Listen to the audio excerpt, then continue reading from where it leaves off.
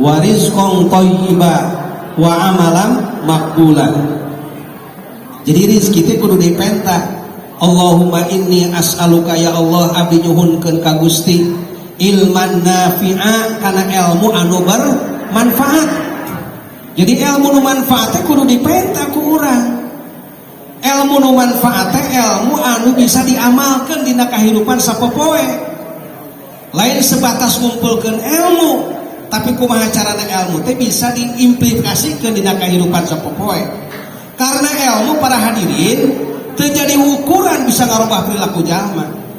Ilmu terjadi ukuran bisa ngabenerkeun kelakuan jalma. Adi lain ilmu manfaat mah. Coba tingali di surat Al-Imran ayat 7 ayat 8. Ujungna wa ma yadzakkaru illa ulul albab.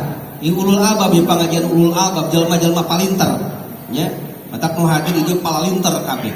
Sanajan dina buktina barlat pinter wae nya. Tah sifat ulul albab teh ngadoa ka Allah, Rabbana la tuzigh qulubana ba'da id wa hab lana min ladunka rahmatan innaka antal wahhab. Orang-orang pintar itu orang-orang yang merendah, orang-orang yang berdoa kepada Allah, ya Allah la tuzigh qulubana ulah mengkolkeun Gusti kana hate abdi kana hal-hal teu bener.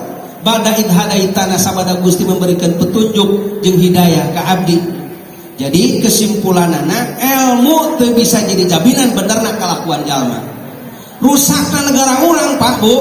Tadi cek guru urang 8.000 triliun hutang urang. Eta teh akibat korupsi. Rusakna negara urang teh ku jalma bodoh lain. Ku jalma-jalma palinter, profesor berdasi, doktor bergelar naon tah, make dasi make jas, kosim kuring ieu, make jas.